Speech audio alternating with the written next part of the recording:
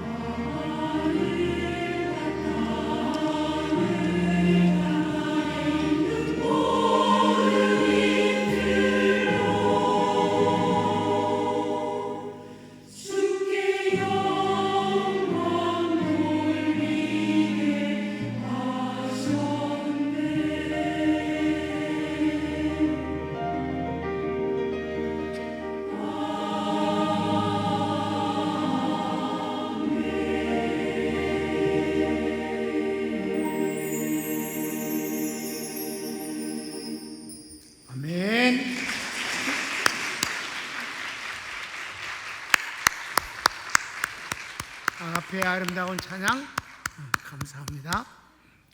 자, 오늘 사도행전 오랜만인 것 같아요. 지난번 수요일과 금요일 장로제도에 대해서 했죠. 그것도 괜히 한 게 아니에요. 사도행전 14장에서 1차 선교 여행을 쭉 마치고 다시 돌아오는 길에 다시 한 번씩 전부 그 교회들을 돌아보면서 그때 이제 장로들을 세우고 왔다 하는 장면이 나와요. 그래서 그럼 장로가 뭔가 하는 것을 좀 더 깊이 있게 하다가 보니까 45년 전에 내가 만들었던 그 한국 장로교회 장로 제도는 비성경적이다 하는 내용을 2시간에 걸쳐서 자세히 했습니다. 선교사님들이 전화가 안 와서 너희들 왜 느낌이 없어? 그러니까 목사님 왜 느낌이 없습니까? 너무 놀라웠죠. 그런데요, 유구무원입니다. 할 말이 없는 거죠. 그렇게 대답을 했어요. 그래서 좋은 거라고 생각을 하고 그냥 지나갔습니다. 자, 이제 그 1차 선교여행을 마치고 안디옥 교회에 와서 14장 맨 마지막 구절은 이렇습니다. 저희들이 오랫동안 머물렀더라, 안디옥 교회에서. 그리고 이제 2차 선교여행을 마침내 이제 출발하게 될 땐 시간이 많이 흐르는 동안에 안디옥 교회에서 재충전을 했던 것 같아요. 아무튼 그렇게 안디옥 교회에 돌아와서 세월을 보내고 있을 때 드디어 읽읍시다. 예루살렘 총회. 예루살렘 총회가 1절부터 21절까지 나오는데 서원을 읽읍시다. 드디어 올 것이 왔습니다. 그동안 교회 내 유대인 기독인 중에 율법을 지키는 것과 할례를 행함이 구원의 조건으로 주장하는 목소리가 있었는데 이방인 교회가 생긴 후에는 공적으로 요구하며 가르칩니다. 그래요. 그동안에도 예수만 믿으면 구원을 받는다라는 근본적인 복음주의자들의 특별히 사도들의 가르침에도 불구하고 그 수천 년 동안 해왔던 율법을 지키는 것과 할례를 포기할 수 없다. 이건 예수를 믿어도 이걸 해야 구원을 얻는다라는 주장이 있었어요. 그런데 이방 교회가 생기니까 거기다 갖다가 영향을 미치려고 그런 짓을 하는 거예요. 1번 안디옥 교회에 예루살렘에서 온 유대인 성도가 성경을 가르칠 때 문제가 드러납니다. 자, 가르치기 1번 유대인의 주장은 예수님을 믿어도 율법과 할례를 받지 아니하면 구원을 받지 못한다고 주장합니다. 성경을 읽읍시다. 어떤 사람들이 유대로부터 내려와서 형제들을 가르치되 너희가 모세의 법대로 할례를 받지 아니하면 능히 구원을 얻지 못하리라 하니. 구원에다 갖다 걸으면 얘기는 복잡해지는 거죠. 예수만 믿어서 구원하는 게 아니다. 율법도 지키고 할례도 행해야, 특별히 할례를 행해야 구원을 얻는 거다. 이제 이렇게 주장을 한다. 그랬더니 2번 이 문제로 바울과 바나바와 유대인 사이에 변론과 다툼이 일어납니다. 당연히 그럴 수밖에 없잖아요. 복음은 그게 아니니까. 어디 성경을 읽읍시다. 바울과 바나바와 저희 사이에 적지 아니한 다툼과 변론이 일어난지라. 그랬더니 이제 안디옥 교회에서 이래서는 안 되겠다.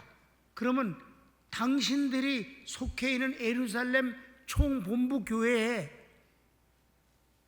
사도들이 여러 명 계시니까 그들이 뭐라고 하는지를 결정 내려서 보내달라. 그럼 우리는 그걸 따르겠다라는 취지로 바울과 바나바와 성도들의 대표를 한꺼번에 예루살렘 교회로 보내기로 작정을 하는 거예요. 3번 이 문제를 근본적으로 해결하기 위해 안디옥 교회는 바울과 바나바 그리고 성도의 대표를 예루살렘 교회의 사도와 장로들에게 보내기로 결정합니다. 네, 성경을 읽을까요?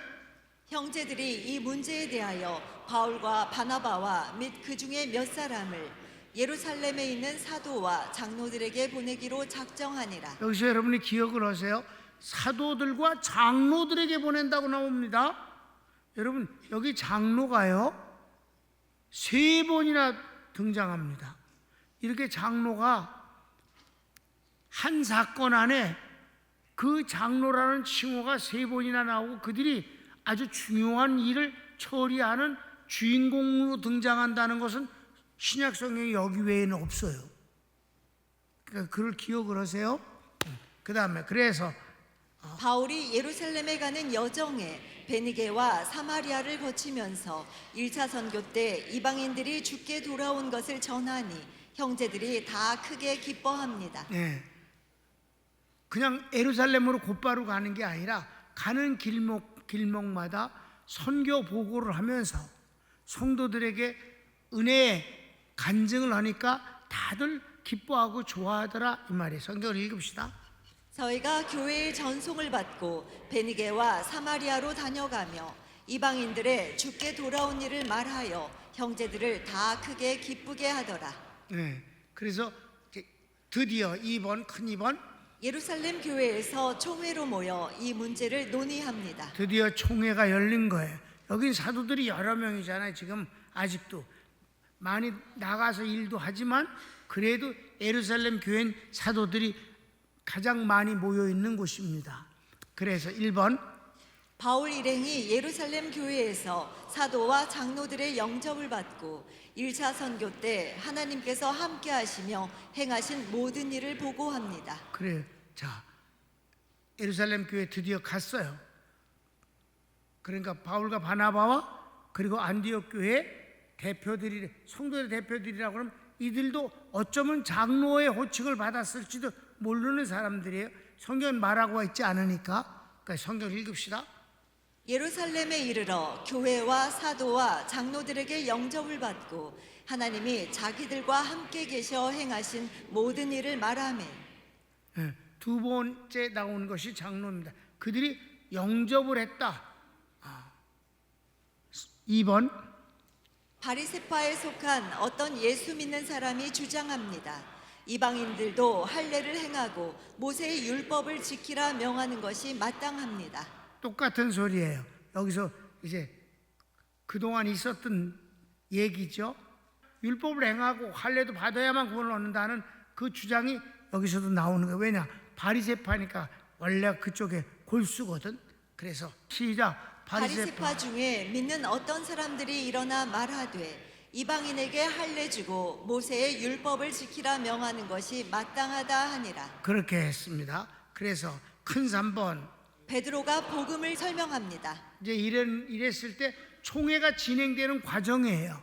과정에서 몽땅 다 하는 게 아니라 가장 중요한 것들만 성경은 이렇게 지목하고 지나가는 거예요. 그래서 그런 과정에 이제 다툼이 있을 때 딱 일어나서 베드로가 먼저 복음을 설명하는 거예요. 1번 사도와 장로들이 이 일을 많이 의논하고 변론한 후 베드로가 일어나 말합니다. 총회가 열려서 많은 얘기를 이제 했어요. 그랬을 때 베드로가 일어나서 자기가 체험한 하나님의 뜻을 전할 때에 이방인들에게 하나님 주신 은혜가 어떠하였는가? 저희들은 할례를 받지 않았음에도 불구하고 율법을 지키지 않았음에도 불구하고 주님은 그들을 구원하셨다. 성령의 은혜를 내려 주셨다 하는 얘기를 이제 하려고 일어난 거예요. 자, 6절 읽읍시다. 사도와 장로들이 이 일을 의논하러 모여 많은 변론이 있은 후에 베드로가 일어나 말하되 네, 이제 그 내용이 뭔가요? 2번 하나님께서 이방인들이 복음을 믿게 하시려고 너희들 중에 나를 택하셨음을 너희도 알고 있다. 베드로가 자원한 게 아님을 다 알고 있잖아요. 왜? 사도행전 10장과 11장에 있었던 얘기. 10장은 고넬료를 만날 때 저거 안 가려고 얼마나 몸부림을 쳤어요? 하도 안 가려고 그러니까 하나님 환상을 3번이나 보여주신 게 뭐예요? 그물 안에 가증한 동물 절대 먹지 말라고 하는 레위기 11장에 나오는 그런 동물들을 잡아먹어라 하시니까 주여 내가 이런 가증한 것을 평생 먹어본 적이 없습니다. 야, 내가 깨끗하게 했다 그러는데 왜 네가 더럽다고 그래? 먹어라. 똑같은 환상을 3번이나 보여주심으로 그때 노크 소리가 들려서 나는 백부장 고넬료로부터 그가 하나님께 응답을 받고 당신을 데려오라는 하나님의 명령을 듣고 모시러 온 것입니다 라고 해서 이게 다 환상을 보여주신 것은 이방인들을 자기가 그동안 경원하고 상대 안 하고 절대 밥도 안 먹었었는데 그 이방인들을 하나님이 깨끗하게 하였다라고 하시는 것 아니겠는가? 이런 추측과 함께 고넬료의 집에 갔더니 그들이 기다리고 있다가 베드로가 말씀도 전하기 전에 성령이 그들에게 임하셔서 오순절날 제자들이 사도들이 받았던 그 어마어마한 성령의 은사를 체험하는 것과 똑같은 은사를 체험하는 걸 베드로가 보았다. 그걸 보고는 베드로가 그냥 무릎을 꿇고 하나님이 하시는 일인데 내가 어찌 물로 세례 주는 것을 막겠는가 하여 즉각 예수의 이름으로 구원을 고백하는 물로 세례를 주었다 이 말입니다. 그게 문제가 돼서 예루살렘 교회에 소문이 들어와서 어떻게 이방인들에게 우리가 결정한 바도 없는데 멋대로 물로 세례를 주냐. 그러니까 야, 하나님이 성령을 우리와 똑같이 내려주셨는데 내가 물로 세례를 주는 것을 누가 막을 수 있겠는가? 그랬더니 그들이 그때 입을 다물었었다 이 말이에요. 그 얘기를 지금 하는 거예요. 너희들 알지? 내가 원한 거 아니었어. 하나님이 이방인들을 구원하시려고 날 택하시고 억지로 이방인들을 보내실 때 하나님 미리 예비하신 놀라운 은혜의 장면을 내가 보게 하시지 않았느냐. 여기까지. 그 다음을 볼까요? 형제들아 너희도 알거니와 하나님이 이방인들로 내 입에서 복음의 말씀을 들어 믿게 하시려고 오래전부터 너희 가운데서 나를 택하시고 그래요. 3번 또 하나님께서 우리와 같이 저들 이방인에게도 성령을 주시어 증언하시고 믿음으로 그들의 마음을 깨끗이 하시어 이방인이나 유대인들을 차별하지 않으셨느니라. 구원을 얻는데 차별하지 않으셨다. 어떤 것을 요구하지도 않으셨다. 성경을 읽읍시다. 또 마음을 아시는 하나님이 우리에게와 같이 저희에게도 성령을 주어 증거하시고 믿음으로 저희 마음을 깨끗이 하사 저희나 우리나 분간치 아니하셨느니라. 아멘. 그래서 계속해서 베드로가 이제 말합니다. 4번 결론적으로 말합니다. 시작. 그런데 어찌하여 너희가 하나님을 시험하여 우리 조상도 매지 못하던 멍에를 제자들 목에 얹어두려는가? 우리와 저희가 동일하게 주 예수의 은혜로 구원받을 줄을 믿노라 합니다. 아멘. 정확한 복음을 설명을 한 거예요. 간증과 모든 하나님의 역사를 증거를 대면서 했어요. 그렇죠? 성경을 읽읍시다. 그런데 지금 너희가 어찌하여 하나님을 시험하여 우리 조상과 우리도 능히 매지 못하던 멍에를 제자들의 목에 두려느냐? 우리가 저희와 동일하게 주 예수의 은혜로 구원받는 줄을 믿노라 하니라. 아멘. 그래서 큰 4번은 작은 번호가 없어요. 그래서 조금 길어요. 4번. 바울과 바나바가 입을 열어 1차 선교 사역 현장에서 하나님께서 이방인들에게 은혜 주시고 표적과 기사로 역사하심을 보고하니 모두 조용히 듣습니다. 두 번째로 일어나서 발표한 사람은 바울과 바나바예요. 그들이 1차 선교 여행 구브로부터 시작해서 비시디아 안디옥, 이고니온, 루스트라 더베, 그리고 거기서부터는 거꾸로 돌아오면서 장로를 세우며 교회를 튼튼히 하고 돌아온 얘기. 그 가운데서 하나님이 역사하신 모든 병든 자를 고치시는 놀라운 기적들, 그리고 그들이 말씀을 듣고 은혜를 받고 주님을 고백하고 믿게 되어지는 모든 현상들, 이런 것들을 말하니까 다 유구무원이다. 입을 다 다물고 가만히 있더라. 그러니까 더 길게 총회가 변론하거나 싸우질 아니하였고, 그래서 시작. 온 무리가 가만히 있어 바나바와 바울이 하나님이 자기들로 말미암아 이방인 중에서 행하신 표적과 기사 고하는 것을 듣더니. 그래, 조용히 듣고 있었어요. 그러니까 이제 이미 결론은 난 거예요. 그래서 마지막 이제 결론을 내리게 되어지는데 5번입니다. 이후 예루살렘 교회 담임 목사이고 예수님의 친동생인 야고보 사도가 총회 결정 내용을 발표하므로 이방인의 율법 지킴과 할례 문제를 마무리합니다. 정리하게 시작. 총회 앞에 야고보 목사의 보고입니다. 한번 들어볼까요? 길죠? 야고보 목사가 보고를 합니다. 1번. 하나님께서 이방인으로 자기 백성을 삼으시려고 권고하신 것을 베드로의 증언으로 들었습니다. 베드로가 이미 그런 체험, 고넬료를 인해 고넬료가 처음으로 이방인 가운데서 예수님을 믿게 된 거니까 그 가정이 들었습니다. 그래서 성경을 읽읍시다. 말을 마침에 야고보가 대답하여 가로되 형제들아 내 말을 들으라. 하나님이 처음으로 이방인 중에서 자기 이름을 위할 백성을 취하시려고 저희를 권고하신 것을 시므온이 구하였으니 그래서 시므온은 베드로예요. 예. 그 다음에 2번. 이는 선지자의 예언과 같습니다. 여기서 마무리는 뭘로 하느냐? 하나님의 말씀에 응함이다. 말씀으로 결론을 내는 게 제일 중요한 거죠. 예. 그래서 선지자의 예언이 바로 그거다. 아모스의 9장에 있는 말씀을 인용하면서 얘기하는 거예요. 자, 15절부터 18절 먼저 읽읍시다. 선지자들의 말씀이 이와 합하도다 기록된 바 이후에 내가 돌아와서 다윗의 무너진 장막을 다시 지으며 또 그 퇴락한 것을 다시 지어 일으키리니 이는 그 남은 사람들과 내 이름으로 일컬음을 받는 모든 이방인들로 주를 찾게 하려 함이라 하셨으니 즉 예로부터 이것을 알게 하시는 주의 말씀이라 함과 같으니라. 이 유대인 가운데선 남은 자, 택한 백성과 이방인들을 구원하시는 것이 하나님의 섭니다. 아모스를 인용했으니까 아모스를 봅시다. 그날에 내가 다윗의 무너진 천막을 일으키고 그 틈을 막으며 그 퇴락한 것을 일으켜서 옛적과 같이 세우고 저희로 에돔의 남은 자와 내 이름으로 일컫는 만국을 기업으로 얻게 하리라. 이는 이를 행하시는 여호와의 말씀이니라. 내 이름으로 일컫는 만국은 이방의 모든 세계 사람들을 일컫는 것입니다. 그것이 바로 지금 현재 이루어져서 지금 퍼져나가고 있지 않느냐. 이방인들을 하나님이 구원하시네. 어떤 조건을 달지 않았다. 예수님으로 족하다. 가로치고 3번. 이방인들을 율법의 짐이나 할례로 괴롭히지 말아야 합니다.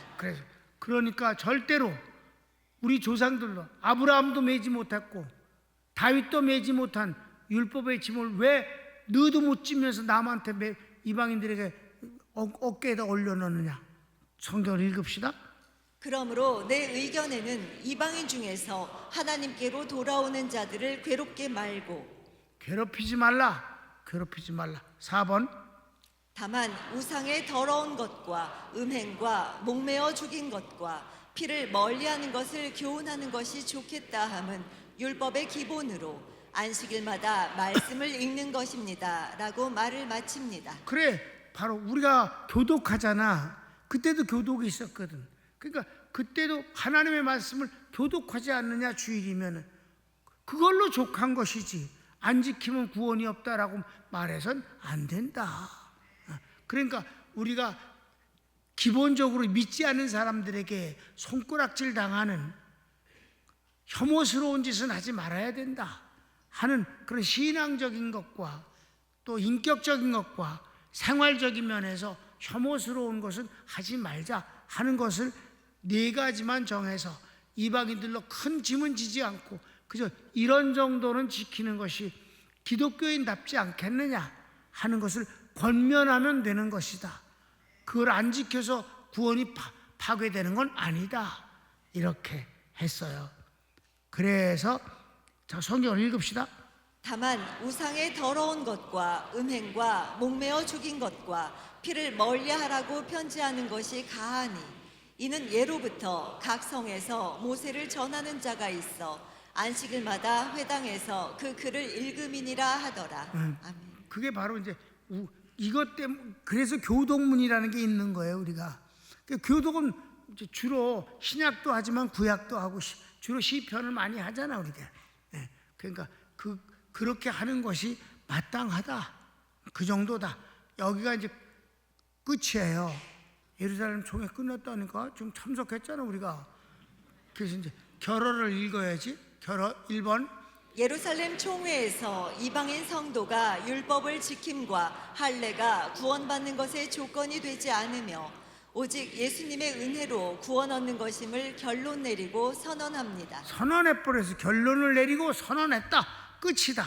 그 다음에 2번은 율법과 할례 문제를 예루살렘 총회에서 결의하는 과정에서 장로의 존재와 직분이 반복해서 나오는 장면이 특이합니다. 아주 특이해. 여기뿐이 없어.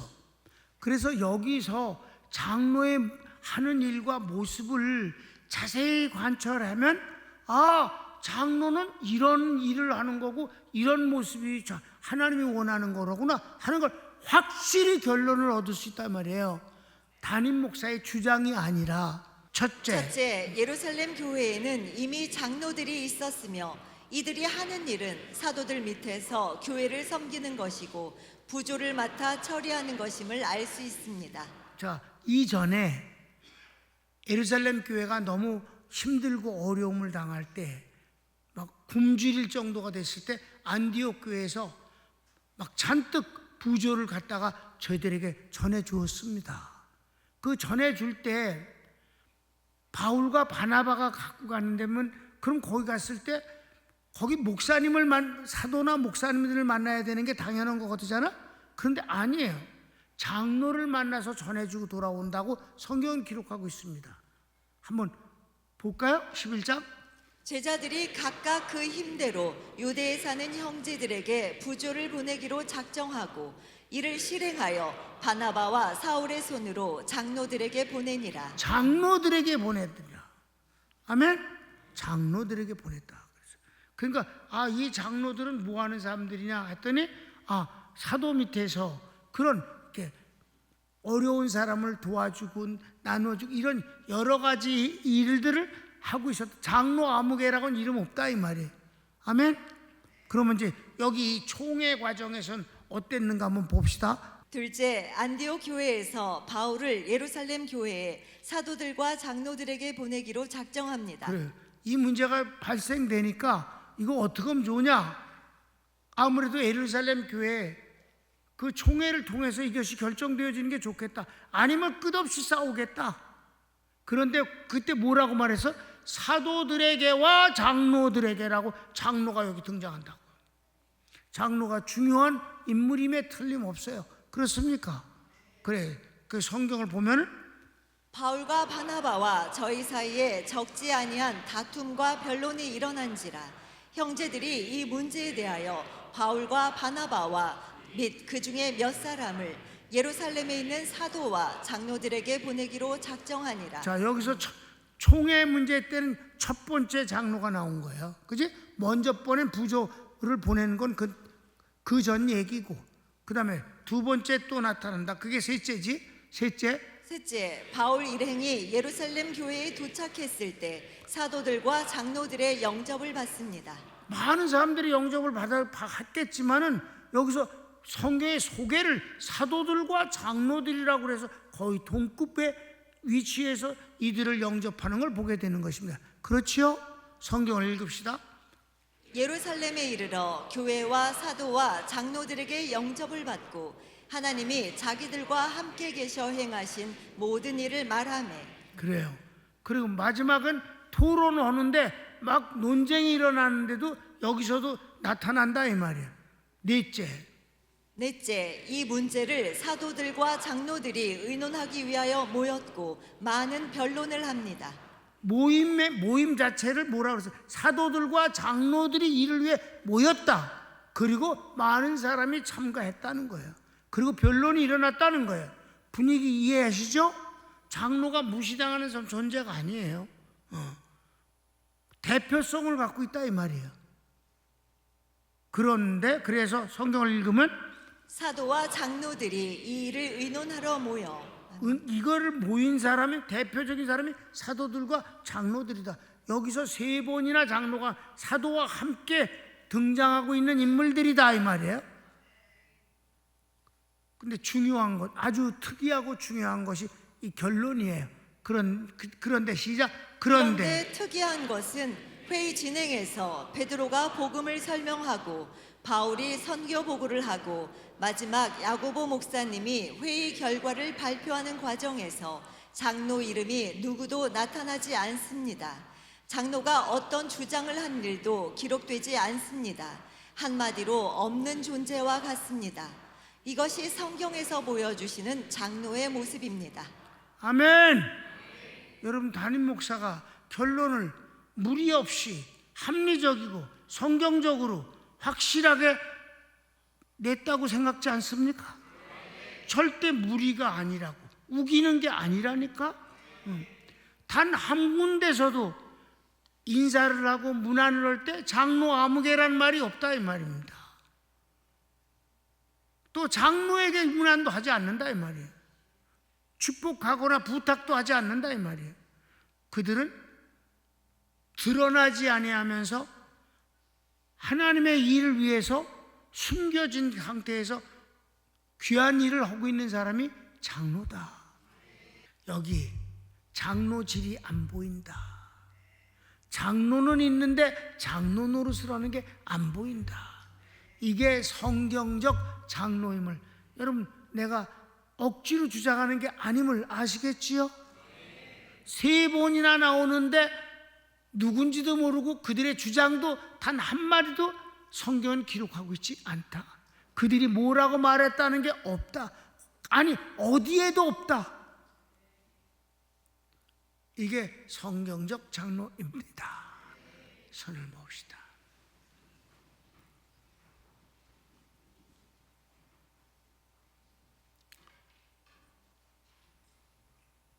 사랑하는 성도 여러분, 우리가 하나님을 섬김에 나를 내세우는 게 아니라 하나님의 일이 아름답게 되기를 원하며 거기에 쓰여지는 것이 복이 있음을 믿으시기 바랍니다.